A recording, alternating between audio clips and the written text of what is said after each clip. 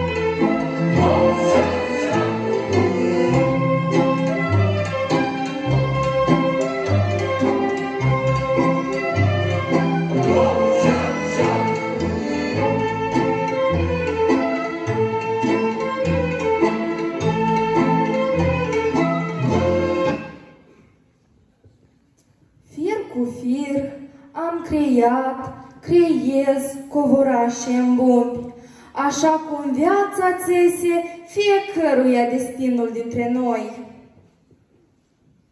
Ca un băiange nevăzut, soarta țese firul de ață al oportunității, dar doar acei curajoși pot urma drumul. Corpul uman este asemenea unui război de țesut, în care se duc lupte permanente pentru echilibru și sănătate. Visul meu este să devin medic, să alin suferințe, așa cum firul din lână poate încălzi și înfrumuseța o inimă rece. Când voi fi medic, voi pune firele de ață în mâinile pacienților mei și îi voi învăța să creeze un covoraș, să-și împletească liniștea ca să fie cu neputință să o despletească orice maladie. Așa cum fiecare bumb dintr-un covoraș aduce frumusețea în artă, acest bumb în mâna pacienților mei să fie un colac de salvare. Fiecare motiv, fiecare culoare este o bătaie de inimă, un ecou al glasurilor care cântă, plâng și apoi speră.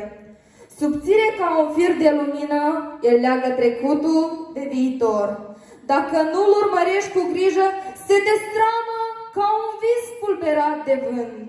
Dar pentru cei care se îndrăznesc, firul devine pot spre împliniri, realizări și tămăduiri. Așa cum un copac își întinde rădăcinile strămoșești, la fel și covorul își leagă noduri în istoria unui popor. UNESCO te ocrotește, pentru că ești mai mult decât un simplu obiect.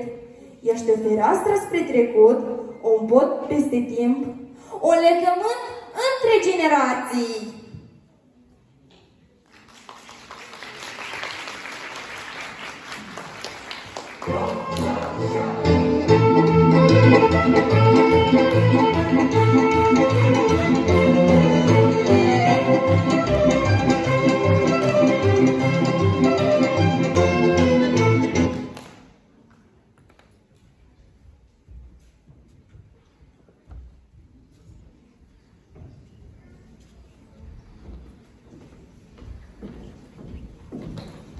Mulțumim. Notele, vă rog. 9, 10, 10, 10, 10, 9, 10.